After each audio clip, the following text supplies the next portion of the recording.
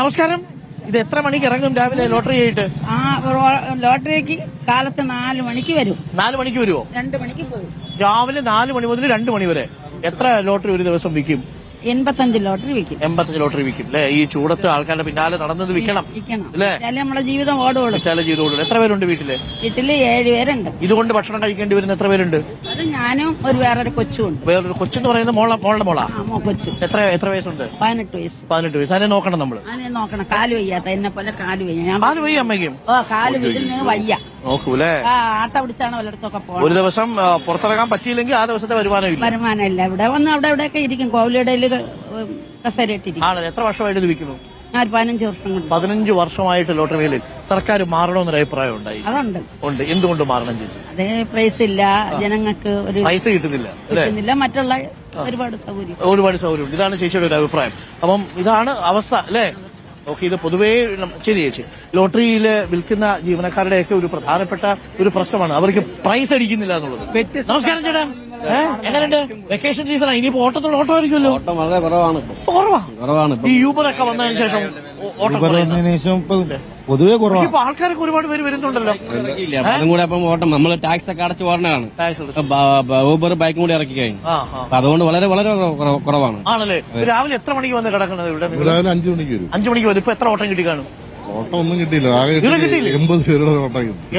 5 മണിക്ക് വന്നിട്ട് ഇപ്പൊ സമയം 9 മണി കഴിഞ്ഞ് 31 മിനിറ്റ്. 4 മണിക്കൂറുള്ള 80 രൂപ കിട്ടിയുള്ളൂ. 80 രൂപയുടെ ഓട്ടേ കിട്ടിയുള്ളൂ. അതിനകത്ത് പെട്രോളും പോയി കഴിഞ്ഞ് ബാക്കി കിട്ടുന്നത് 40 രൂപ ഗ്യാസാണ്. അത് വലിയ കുഴപ്പമില്ല. എന്നാലും കൂടി CNGക്ക് 2 രൂപ 50 പൈസ കൂടി, മറ്റേതിന് LPGക്ക് 7 രൂപ 50 പൈസ കൂടി. എന്താ നമ്മുടെ എന്താണ് ഈ മണ്ഡലത്തിലെ അവസ്ഥ? എന്തിന് മണ്ഡലത്തിലെ അവസ്ഥ? തിരുവനന്തപുരം സെൻട്രലാണെങ്കിൽ കർമ്മജയം ചെയ്യും. കോർപ്പറേഷനിലെ തെരഞ്ഞെടുപ്പിൽ 2 സ്ഥാനാർത്ഥികളും കറക്റ്റ് വോട്ട് പിടിച്ചാൽ, മറിച്ചു കൊടുത്തില്ലെങ്കിൽ ഡീൽ അങ്ങനെയാണെങ്കിൽ എങ്ങോട്ട് പറയാനാണ് സാധ്യത? അങ്ങനെ പറയാനില്ല. അവര് ആത്മാർത്ഥമായിട്ട് ഈ പാർട്ടിക്കാരെല്ലാം വോട്ട് ചെയ്യുമെങ്കിൽ ജയിച്ചിരിക്കും. കോർപ്പറേഷൻ തെരഞ്ഞെടുപ്പിന്റെ ഒരു ഫലം കാണും. CP ജോണും അദ്ദേഹം കൂടെ ആയതുകൊണ്ടാണ്. നിയമത്താണെങ്കിൽ രാജീവ് ചന്ദ്രശേഖർ. രാജീവ് ചന്ദ്രശേഖർ. ഇവിടെ എന്തൊരു അവസ്ഥ? ഇവിടെ LDF വരും. ഈ സുധീർ നല്ല കാൻഡിഡേറ്റ് തന്നെ ജയിക്കാൻ സാധ്യത ഉണ്ട്. 3 കാൻഡിഡേറ്റ് വെച്ച് നോക്കുകയാണെന്നുണ്ടെങ്കിൽ വിദ്യാഭ്യാസം ഉള്ളത് അങ്ങനെയൊക്കെ എല്ലാം കൊണ്ടും ആണോ? പക്ഷെ CP ജോണുണ്ട്.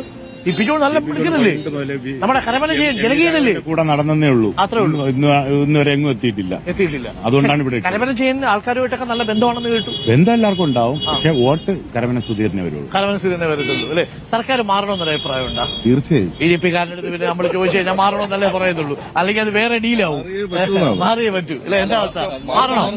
മാറണം. നമ്മൾ തന്നെ തുടരും. അത് എന്തൊരു കാര്യം അങ്ങനെ പറയാം? കാരണം കുറെ മാറ്റങ്ങളുണ്ട്. ഇപ്പോഴും തന്നെ എന്തൊക്കെ കാര്യങ്ങൾ. ഇപ്പൊ ചേട്ടന്റെ ഈ ഓട്ടോ പണ്ട് കുണ്ടും കുഴിയിലൂടെ ഓടിക്കൊണ്ടിരുന്ന ഓട്ടോ ഇപ്പൊ നല്ല റോഡിൽ കൂടെ ഓടുന്നില്ലേ? റോഡാക്കി ഇപ്പൊ കിഫ്ബിയുടെ പൈസ അതൊക്കെ എടുത്തിട്ട് ബാക്കി ആൾക്കാരെ പറ്റിക്കാനാണ്. നല്ല റോഡല്ലേ? അത് ചെയ്തില്ലല്ലോ. ഇത് ചെയ്യാനുള്ള എന്തൊക്കെ കാര്യങ്ങൾ ചെയ്തില്ല. ഈ ആയുഷ്മാൻ പദ്ധതി ഇതുവരെ കൊണ്ടുവന്നില്ലല്ലോ. ആയുഷ്മാൻ പദ്ധതി കൊണ്ടുവന്നില്ല. പിന്നെ ഈ സ്കൂൾ ഞാൻ 80 വയസ്സ് കഴിഞ്ഞവർക്ക് തീർച്ചയായും സൗജന്യ ചികിത്സ എല്ലാം ഉണ്ട്.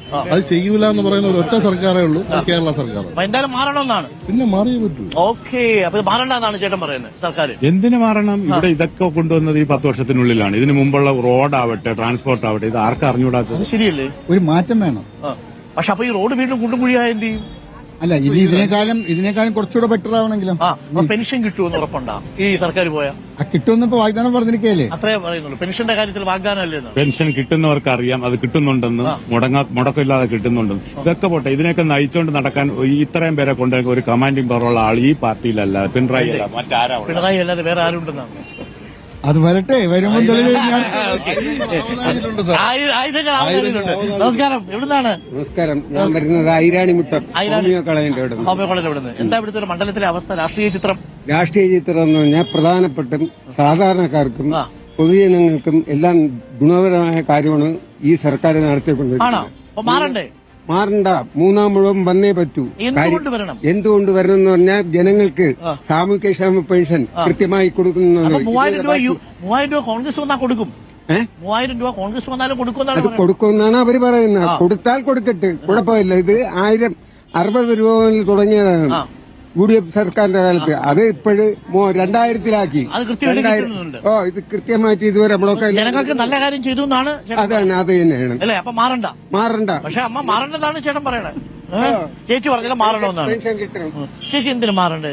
എന്തിനു മാറുന്നത്? എനിക്കിതൊന്നും അറിഞ്ഞൂടെ സാറേ എന്റെ ജീവിതം. ഓക്കെ.